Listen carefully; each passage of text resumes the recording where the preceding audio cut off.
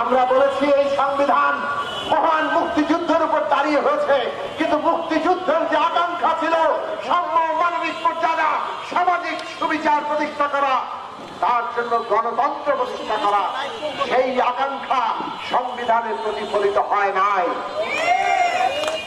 বলে সমস্ত ক্ষমতা একজন ব্যক্তির হাতে কেন্দ্রীভূত করা হয়েছে। যিনি প্রধানমন্ত্রী হন তার হাতে সব ক্ষমতা, আর তিনি পুরো রাষ্ট্রটা পকেটে ঢুকিয়ে জনগণের উপর স্টিম রোলার চালিয়েছেন। এটাই কি আমাদের অভিজ্ঞতা ছিল না? এটাই কি 72 সাল থেকে এই দেশের অভিজ্ঞতা হয়নি? এরা কেবল স্টিম রোলার চালিয়েছে তা নয়, সব অধিকার কেড়ে নিয়েছিল, এমনকি ভোটের অধিকারটাও কেড়ে নিয়েছিল। এই জন্য তত্ত্বাবধায়ক ব্যবস্থা এসেছিল, কিন্তু তত্ত্বাবধায়ক ব্যবস্থাও টেকে নাই। আর টেকে নাই বলে আমরা দেখেছি কিভাবে তত্ত্বাবধায়ক ব্যবস্থা গিলে খাওয়ার চেষ্টা করেছে। শেখ হাসিনা এর বিরুদ্ধেই কথা বলেছেন, কিন্তু 8 সালে ক্ষমতায় এসে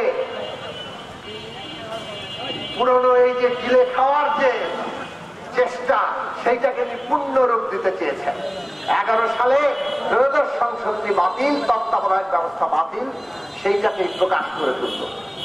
অর্থাৎ এইটা জমিদারি, এই দেশে এই জমিদারি তারা চালাবেন, এটা তাদের বাপ দাদার সম্পত্তি।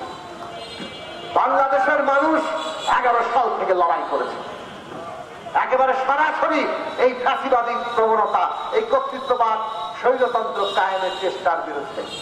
আমরা আমাদের দিক থেকে পরিষ্কার বলেছি শাসককে বিদায় করতে হবে।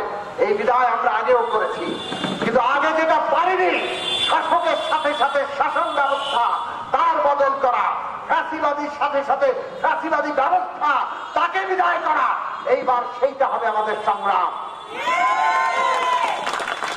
আমরা 11 সাল থেকে বলেছি বাংলাদেশে সংবিধানের গণতান্ত্রিকীকরণ, অর্থাৎ একটা গণতান্ত্রিক সংবিধান প্রতিষ্ঠা না করে এই ফ্যাসিবাদী শাসন থেকে, এই স্বৈরাচার থেকে, এই কর্তৃত্ববাদ থেকে আমরা মুক্তি পাবো না।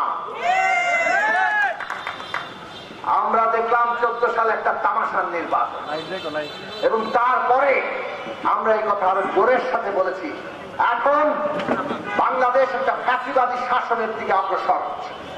এবং এই কারণেই ফ্যাসিবাদী শাসকের সাথে সাথে যদি ফ্যাসিবাদকে, পুরো ব্যবস্থাকে আমরা বদলাতে না পারি, তাহলে বাংলাদেশের মানুষ এই লড়াই আর আসবে না।